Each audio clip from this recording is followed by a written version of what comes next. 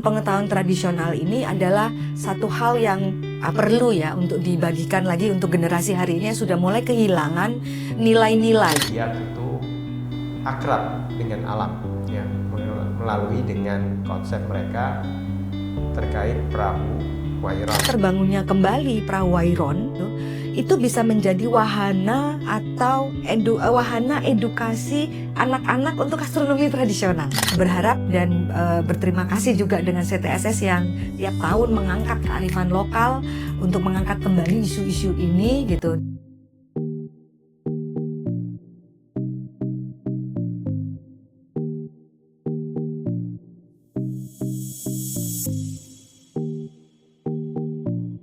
Assalamualaikum warahmatullahi wabarakatuh. Halo pemirsa Bening Podcast, kembali kita berjumpa dalam podcast Bening kali ini dan kembali menghadirkan salah seorang narasumber kita yang merupakan seorang pegiat kearifan lokal, ya, khususnya terkait astronomi tradisional, Bu Lisa Febrianti. Halo Bu. Halo Pak. Kita ketemu lagi. Ketemu lagi. Iya, terima kasih masih berkenan ini. Dengan senang hati, Iya. Pak. Ibu Lisa adalah seorang jurnalis independen yang kebetulan pada tahun lalu di essay kontes tahunan yang dilakukan oleh CTSS, beliau berhasil menjadi juara 1 untuk kategori jurnalis. Tulisan esai beliau yang berjudul Perahu Wairon Suku Biak, mengkontekstualisasi mite, melawan kepunahan dan menegakkan identitas, berhasil menyisihkan tulisan-tulisan jurnalis yang lain. Tulisan ini cukup menarik karena menjadi satu sumber pengetahuan baru bagi kita mengenai bagaimana suku Biak itu akrab dengan alam, ya, melalui dengan konsep mereka terkait perahu Wairon, yang hari ini kita akan coba mengeksplor lebih lanjut bagaimana latar belakang Ibu Lisa sampai menuliskan esai tersebut dan apa implikasinya serta apa hikmah yang bisa kita ambil bersama dari tulisan tersebut.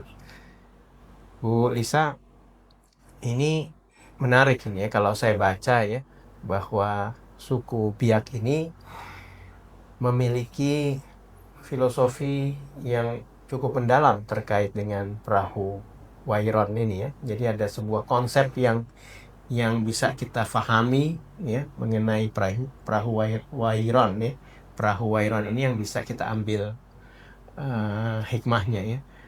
Kira-kira Ibu bisa cerita lebih lanjut mengenai bagaimana mungkin latar belakangnya dulu mungkin ya. Iya, Silakan. Ya, ini sebenarnya esai ini berdasarkan dari hasil penelitian saya waktu itu di tahun 2022-2023. Saya waktu itu meneliti astronomi tradisional suku Biak, yang akhirnya kemudian juga berkenalan dengan perahu tradisional suku Biak. Yang kalau bisa dibilang pengetahuan astronomi tradisional itu adalah konsep abstraknya, tetapi produk budayanya itu adalah perahu, karena mereka menggunakan astronomi untuk pelayaran. Jadi perahu ini adalah produk budaya yang mengejawantahkan pengetahuan itu, dan memang istimewa sekali perahu suku Biak ini. Yang saya pahami, perahu ini bukan hanya sekedar moda transportasi, tetapi juga merupakan kitab, ya, yang dimana di situ pengetahuan tentang mulai dari kepercayaan, kemudian pengetahuan astronomi, kemudian pengetahuan suku Biak terhadap alam itu ada di perahu itu. Mulai dari pembuatannya yang ada menggunakan pohon dan ritual tertentu.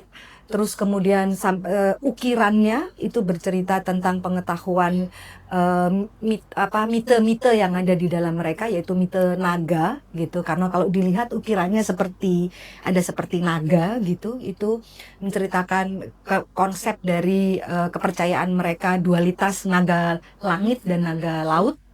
Lalu kemudian bagian-bagian dari perahu itu juga itu menceritakan tentang konsep kekerabatan di dalam suku Biak.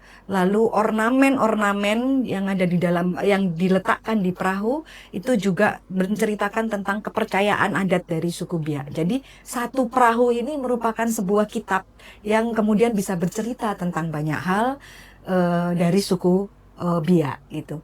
Karena itu ketika ada CTNSS membuka kontes di tahun lalu, saya kemudian mencoba untuk submit gitu kan dengan harapan begini. Pengetahuan tradisional ini adalah satu hal yang perlu ya untuk dibagikan lagi untuk generasi hari ini yang sudah mulai kehilangan nilai-nilai mulai dari nilai-nilai hidup, nilai-nilai moral dan sebagainya itu sudah banyak hilang. Dan ini sebenarnya kita bisa unduh kembali dari kearifan-kearifan lokal yang kita miliki begitu. Nah, isu tentang ini di antara ribuan atau jutaan atau puluhan hashtag yang lainnya gitu kan, itu terbenam begitu kan. Nah, saya berharap dan berterima kasih juga dengan CTSS yang tiap tahun mengangkat kearifan lokal untuk mengangkat kembali isu-isu ini gitu. Dan saya mencoba untuk berpartisipasi gitu kan, untuk mengangkat kembali agar isu-isu atau pengetahuan tradisional kita juga terangkat di antara banyaknya seliweran informasi yang ada di media hari ini. Jadi itu latar belakang dan motivasi saya untuk mengikuti ini dan juga mengangkat sesuatu yang menurut saya sangat berharga, yaitu pengetahuan tentang maritim dari suku Biak begitu. Ya, kita dikenal sebagai bangsa bahari ya. Iya, bangsa bahari karena mereka kan tinggal di kepulauan. Dan ini dalam tulisan Ibu ada informasi bahwa mereka ini yang tertua ya. Suku Biak adalah pelaut tertua di Indonesia. Salah satu yang tertua, yang kalau kita lihat di dalam sejarah yang umum itu memang belum banyak yang bicara tentang suku Biak. Kita mengenal ada suku Bajo gitu kan, kemudian ada suku laut gitu kan. Nah, suku Biak itu belum banyak yang mengenal gitu. Padahal kehidupan maritim mereka itu sudah sangat purba sekali ya, lama sekali ya, kuno sekali begitu. Sejak sebelum kolonial masuk, mereka juga sudah melakukan perjalanan migrasi begitu gitu. Baik ke barat maupun ke timur gitu. Iya. Nah, ini Ibu katakan ada dua mite ya yang menceritakan tentang perahu Wairan ini. Pertama, mite Manar Makeri dan mite Korben ya. Iya, mite naga. Mite naga ya. Iya. Kalau Manar Makeri ini apa?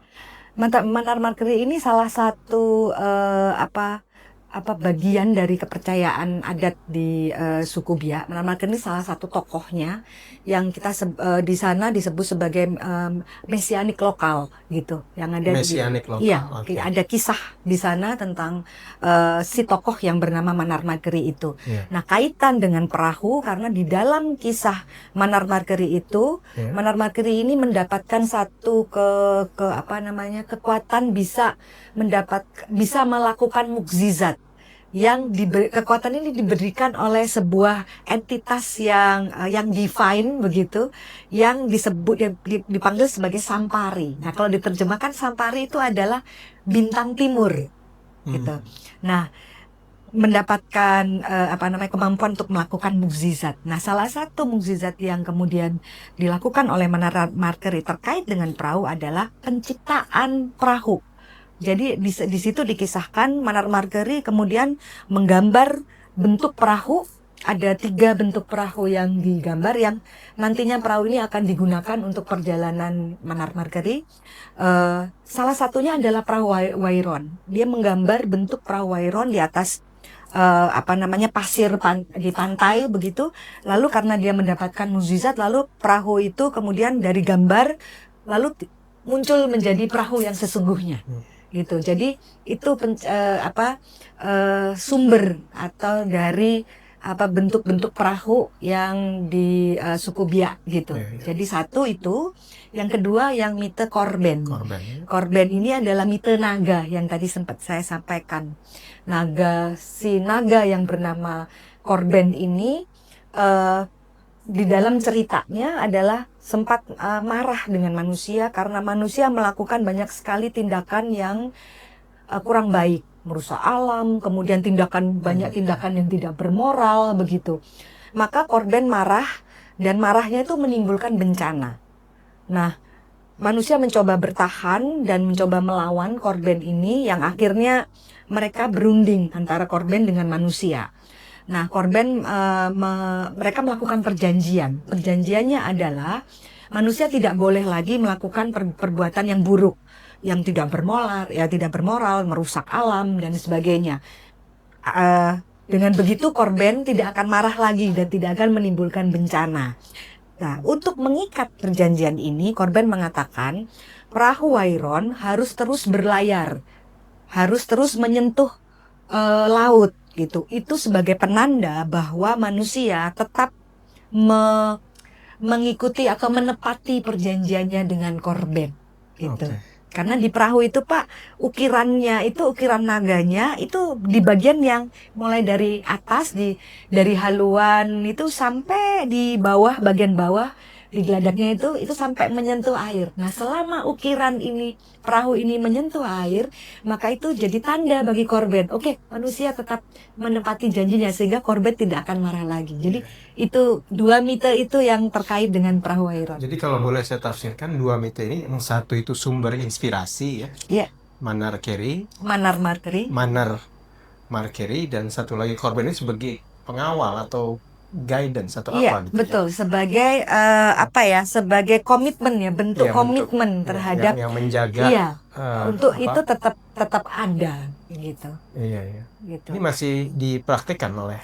Nah, itu kenapa ini perlu saya angkat. Sayang sekali waktu saya penelitian di sana, ini yang menjadi problem waktu itu saya lihat perahu-perahu Wairon itu sangat jarang sekali ada gitu. Yang saat ini ada di pelabuhan-pelabuhan atau pantai-pantai di Pulau Biak itu adalah perahu motor tempel itu gitu. Nah, perahu ini sudah jarang sekali ada begitu. Nah, untuk itu terus kemudian ada saya dan beberapa komunitas di Papua itu kemudian mencoba untuk membangun kembali perahu Wairon. Satu, sebenarnya tentu saja ini penggenapan dari mite-mite yang ada. Bagian dari kita tetap melestarikan kebudayaan suku Biak. Yang kedua adalah karena perahu Wairon ini adalah kitab. Kalau itu sudah tidak ada lagi, otomatis kitab pengetahuannya ikut hilang gitu. Yang ketiga, kami waktu itu berharap bahwa dengan terbangunnya kembali perahu Wairon dan sudah terbangun cukup besar gitu, itu bisa menjadi wahana atau wahana edukasi anak-anak untuk astronomi tradisional. Jadi anak-anak yang Biak yang hari ini sudah mulai kehilangan pengetahuan astronomi tradisional, dengan adanya perahu ini, mereka bisa belajar langsung di atas perahu untuk mengamati bintang. Begitu. Jadi dulu fungsinya apa Wairon? Moda transportasi Pak, untuk pelayaran jarak jauh, juga digunakan untuk perang, karena dulu kan kebudayaannya adalah perang antar suku gitu, untuk perdagangan juga kan suku Biak itu kan disebut sebagai bajak laut Papua yang ditakuti waktu itu oleh kolonial karena kecepatan mereka di laut. Mereka cepat sekali kepiawaian mereka di laut gitu. Itu Belanda sulit sekali waktu itu untuk kemudian menaklukkan begitu. Karena bentuk perahunya itu yang bagian depan sama bagian belakangnya itu sama. Sehingga kalaupun gampangannya begini, ketika mereka lagi kejar-kejaran gitu, mereka nggak perlu muter begitu. Mereka juga tinggal pengorganisasian untuk memindah posisi orang-orangnya, mereka berbalik begitu, berbalik arah dengan cepat, karena bentuk perahunya yang dia ramping begitu, tapi memanjang seperti ada kalau kita lihat perahu naga yang sampai ke atas itu, dan itu dengan ukiran-ukiran begitu, indah sekali ukiran-ukirannya. Nah, itu mereka disebut bajak laut Papua. Mereka pelayarannya sampai ada beberapa data itu yang mengatakan sampai ke Jawa, sampai ke Malaka, begitu pelayaran mereka gitu. Ya, itu info itu untuk tahun berapa itu data data Memang tidak ada ininya nggak ada ya, pasti tidak ada, tanggalnya. iya, karena itu Pak kehilangan budaya Jejak tulis tadi. begitu gitu. Tetapi ada jejak-jejak, misalnya di tahun 1800 itu ada apa namanya waktu itu kita temukan foto perempuan Bali dengan perempuan Papua, kayak gitu. Oke. Ya, jadi kemudian ada jejak-jejak apa namanya, jejak-jejak apa yang seperti dokumentasi di wilayah-wilayah itu yang menunjukkan adanya komunikasi gitu kan dengan antara kita yang di wilayah barat dengan yang dari wilayah timur itu sudah ada sejak ribuan tahun yang lalu gitu. Ya, ya, ya. Nah, bagaimana nih komitmen pemerintah lokal atau apa terhadap pelestarian Wairon ini? Apakah ada upaya dari mereka atau? Iya, ini memang harus perlu terus dijalin upaya-upaya ini. Walaupun kebetulan saya juga saat ini juga karena penelitian ini dan kemudian perahu Wairon ini, saya banyak berkomunikasi juga dengan Pemda Biak, terutama di Dinas Pariwisata Biak begitu. Memang mulai ada upaya-upaya ya untuk kemudian membangkitkan kembali pengetahuan-pengetahuan. Tapi ini kan banyak sekali Pak pengetahuan yang memang harus dibangkitkan kembali. Ya, Jadi memang satu-satunya iya Wairon ini. Jadi memang ada upaya, contohnya misalnya pemerintah daerah mengadakan festival perahu Wairon begitu untuk kemudian membangkitkan kembali gitu kan. Nah, tapi tentu saja tidak hanya dalam bentuk festival ya yang kita harapkan, tetapi bagaimana upaya perahu Wairon ini terus juga tetap ada gitu di pantai-pantai atau pelabuhan-pelabuhan itu yang menarik tadi ya, fungsi edukasi ya. Iya. Sebetulnya ya. Iya, fungsi edukasi itu yang kemudian saya bersama teman-teman mencoba untuk mendorong itu karena satu itu juga bisa masuk ke dalam mulok kan, di muatan lokal. Masuk di dalam metode muatan lokal gitu. Untuk anak-anak belajar melalui perahu itu. Jadi perahu itu yang jadi kayak semacam museum tapi juga jadi wahana belajar gitu. Kayak gitu.